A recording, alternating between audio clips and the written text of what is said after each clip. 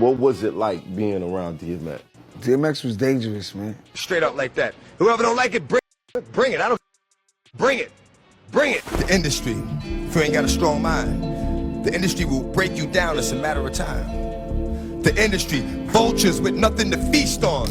You got this new breed of rapper that's paying DJs to play their shit. Right. And, you know what I'm saying? They the record label executive, and it's like there's too much of that going on. Right. You know what I'm saying? Let me be me, the artist that I am, and just play my motherfucking music. Get me? If you know anything about street politics in the 90s and early 2000s, you know that when a rapper rolled into certain neighborhoods, there were rules. You show respect, you acknowledge who runs things, you check in. Most rappers did it back then, but DMX wasn't like most rappers. When the Crips confronted him and told him to check in, X refused. Flat out refused. And it wasn't some reckless, dumb move either. He wasn't trying to prove something. X just didn't believe in checking in, and he wasn't going to bow down to anybody. And here's the thing, they respected him for it. Instead of things getting ugly, the Crips actually gave X his props, because they realized they weren't dealing with some rapper playing a role. They were dealing with someone real. So let's talk about Earl Simmons, the man who was so authentic that even the Crips, in their own territory, had to step back. Here's what actually happened. DMX was out in LA, and at some point, he got confronted by members of the Crips. They approached him, and they told him he needed to check in. But X looked at them and said no. And he didn't care who they were or what neighborhood they were from. Fredro Starr and Sticky Fingers of Onyx talked about this recently on Matt Hoffa's podcast, and here's how they described what being around DMX felt like. DMX was dangerous, man.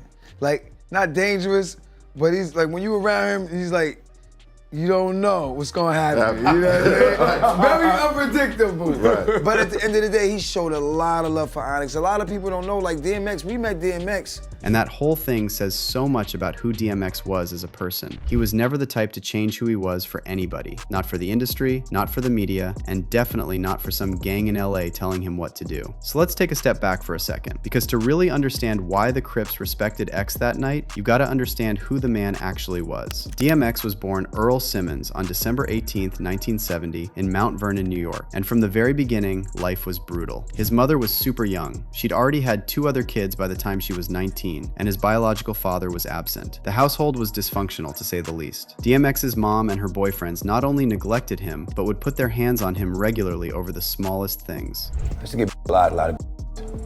Who was doing the beating? My mother. If I did something wrong, her favorite thing was the extension cord, but she braided 3 of them together, and would wait till I go to sleep. And she'd climb on my back, and just like, she used to beat me till she was tired.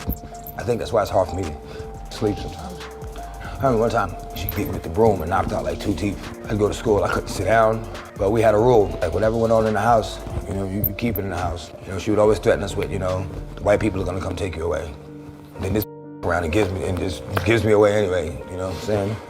At 7, and I got put in institutions, You were 7? Yeah, pretty much said, you know what? Everything and everybody hurt. You know, like, damn, you're just gonna leave me? Like, my mother don't about me. And it's like, all of y'all, and what? And that's the kind of childhood that messes you up forever. So to escape all that chaos at home, DMX would wander the streets of Yonkers, where he found comfort in stray dogs. That's where his special connection with dogs came from. They were like his surrogate family. They showed him loyalty, protection, and the unconditional love he wasn't getting at home. You love dogs more than people? More than people. Can you break that down for us? A dog doesn't know how to lie to you. Dog doesn't know how to be fake. It is what it is. That's unconditional love.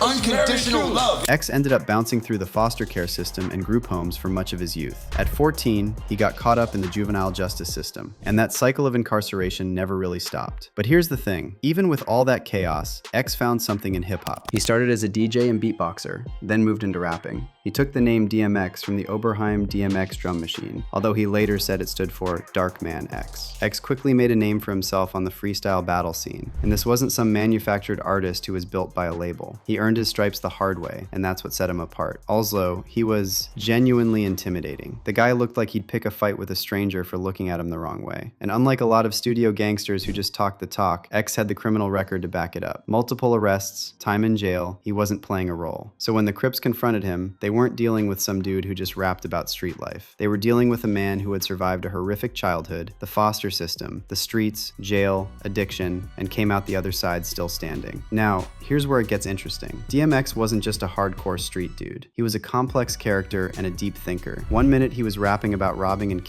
the next, he was having an intense conversation with God. Think about his debut album, It's Dark and Hell is Hot. It's literally structured like a descent into hell and then a desperate crawl back out. The album starts with this warlike intro, then hits you with Rough Riders Anthem, which is aggressive and in your face. But then it moves into these deep, introspective tracks where X is literally praying. But DMX didn't just rap about street life. He was constantly wrestling with his own soul. In songs like The Prayer and The Convo, he raps about being scared of eternal damnation, not just jail time. He wasn't trying to convince listeners he was tough. He was trying to convince himself he was worthy of God's mercy. The Damien trilogy is probably the best example of this. In those songs, DMX is having conversations with the devil, who appears to him as a hustler named Damien. The whole thing is a metaphor for his internal struggle between good and evil. One minute, he's selling his soul for money and women. The next, he's begging God for forgiveness. Whenever I went through something, it brought me closer to God. And I stayed in the something. So now I'm closer to God.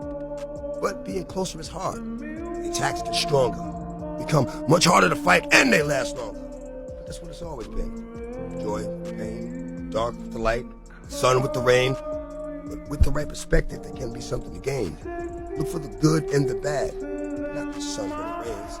Right. All right. In every situation, you can get something good out of it if you're strong enough emotionally to look past the fact that you do have the right to be hurt, but you know what, let me put my hurt aside for a minute and see what I can get from this situation. And this is what made X so unpredictable and, in a weird way, so dangerous. You never knew which version of DMX you were going to get, the aggressive, reckless one, or the spiritual one. And honestly, neither did he. He was constantly at war with himself. But here's the thing about DMX. The media absolutely loved to paint him as this crazy, unhinged dude. X clearly had a rough life and struggled with addiction from when he first came out, but the media took those things and profited off his pain. And here's the wild part. The tabloids would always talk about him like he was this out-of-control demon, but the whole time DMX was trying to warn everyone else that it's actually the music industry that's demonic. In his poem, The Industry, he warned young artists that this business will make you sell your soul, use you, and then spit you out when you're no longer profitable. The industry, man, it's not the same. Doesn't have to do with talent, it's about playing the game. The industry, real niggas is dying to get in. The industry, just to find they don't fit in. The industry ain't what it used to be. The industry's trying to control the way you MC. They want you to dress like this and talk like that. But I'm going to dress like this and talk with the back. The industry, got your word? Meaning nothing. The industry wanted, dead or alive, new artists to sell their souls in the way they survive. The industry don't give a fuck about you, but the industry couldn't make a dime without you. Fast forward to now, and everything DMX said about the industry turned out to be true. And yet, the media still painted him as crazy and reduced him to a caricature, even after his death. At DMX's memorial service at the Barclays Center on April 24, 2021, they played pre-recorded audio tributes from people who couldn't be there in person. Former Def Jam executive Leor Cohen was one of them, and in his message, he called DMX a gremlin. He said no one was surprised that X died from substance use. Now, calling someone a gremlin because they struggled with addiction is already dehumanizing. But saying this at the man's memorial service, that's straight up evil. And look, I'm not gonna sit here and pretend DMX was some perfect angel. He wasn't. He was a complicated dude with a lot of flaws. And he didn't try to hide those flaws either. But there's another thing I want to mention that made DMX different from a lot of these other rappers that are now being praised as role models of black excellence. DMX has never been accused of targeting women under the age or using his power to coerce anyone. And just think how rare that is in the music industry. For all the talk about how dangerous DMX was, how unhinged and out of control, he never had a pattern of predatory behavior. Yeah, he was a womanizer, and he admitted that. He was unfaithful to his wife, but he wasn't a predator. And I know that should be the bare minimum, but it's sadly not, at least not in the entertainment industry. DMX was painted as a gremlin and a madman, and yet you never caught him at a Diddy party. You never caught him talking talking to teenagers. So when you really think about it, and when you realize who runs this industry, it's no wonder they demonize DMX. He tried to warn young artists about the industry, so the industry did the most to silence him. On the other hand, when you look at the full picture, being hated by an industry that's this sick, it might actually be a badge of honor. I mean, this is the same music industry that protected Diddy for decades, the same industry that enabled Jay-Z's rise despite all the disturbing allegations, the same industry that let Russell Simmons speak at DMX's funeral from his mansion in Bali, where he fled to avoid SA allegations. And they called DMX dangerous. But dangerous to who? To the system, to the executives who wanted him to shut up and be a product. DMX wasn't dangerous to women. He wasn't dangerous to children. He was dangerous to the industry that enables real monsters. And that's exactly why they needed to tear him down. But like I said, when you look at who the industry protects and who they destroy, being on their bad side might just be the highest compliment you can get. The respect DMX commanded wasn't manufactured. It wasn't PR. It was genuine. And that's why the Crips respected him that night. That's why the streets respected him, and why millions of fans around the world still love him. And that's something nobody can ever take away from him. But now I want to hear your perspective on DMX and his legacy. Did the industry try to destroy him because he was too real? Drop your thoughts down below and stay tuned for the next video.